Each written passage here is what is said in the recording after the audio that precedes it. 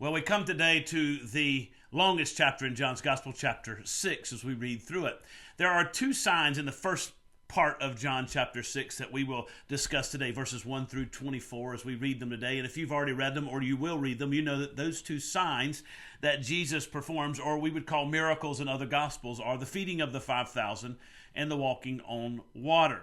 Now, we've already seen two signs that John has given us in his gospel. One was the wedding at Cana, and the second was the healing of the man at the pool of Bethesda on the Sabbath day.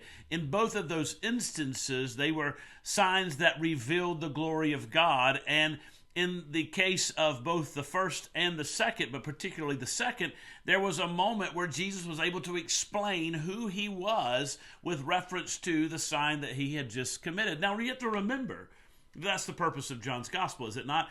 We saw that in the prologue, and everything we read in the entirety of John's gospel has to be understood through the lens of that prologue, where he tells us that Jesus is indeed the eternal Word of God, the one who took on human flesh and dwelt among us. He is the one who reveals God to us. To see Jesus is to see God. And so when we think about these signs that we find here in chapter 6, the first is the feeding of the 5,000, and of course, as I said a moment ago, the second is the walking on water.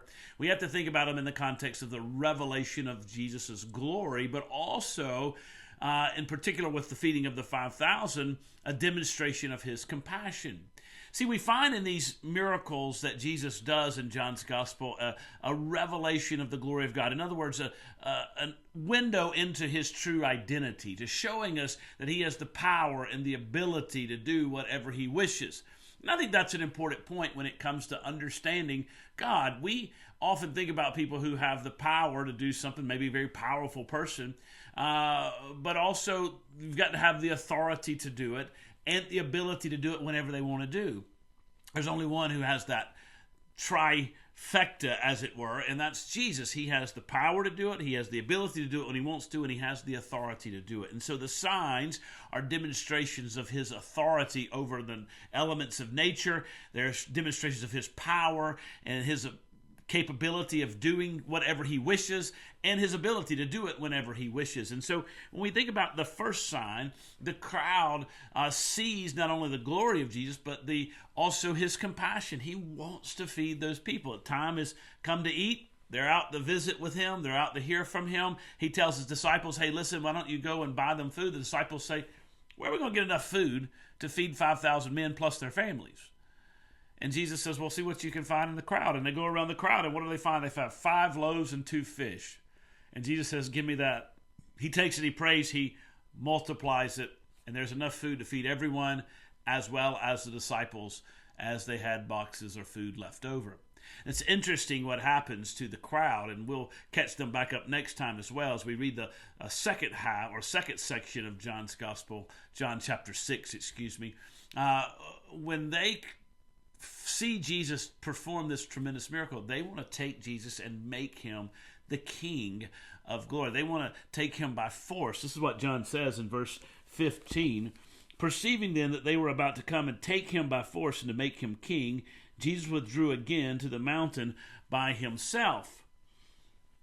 They wanted to force Jesus' hand to become the king, to become the ruler of his people.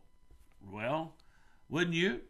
Wouldn't you, after you saw him do that, after you had your full and had your fill, after he took 5 loaves and 2 fish and fed everyone? You've heard his teachings. His mother does the same thing in the first sign. When she says, hey, Jesus, they're running out of wine. Go do something about it. And he says, my time has not yet come. My hour has not yet come. The crowd misunderstands the sign. The sign is to show Jesus' compassion, but also to reveal his glory. After the crowd disperses and Jesus and his disciples decide they need some time away, as Jesus withdraws from the crowd, which is a theme that runs throughout the Gospels. Jesus is always withdrawing.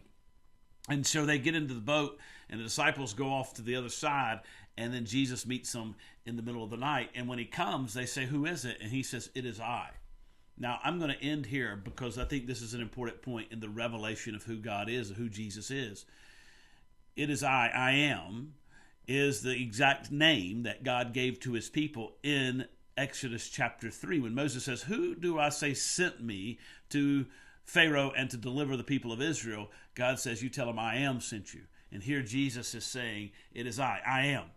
Jesus is claiming that he is God in that statement. He is the covenant God of Israel in that statement to his disciples. John is leaving us no question as to who Jesus Christ is. The question for you is, will you misinterpret his signs and misunderstand who he is, or will you see him for the King of glory who meets our needs and is willing and compassionate and capable of doing all that he wishes? You guys take care. God bless you. I'll see you next time.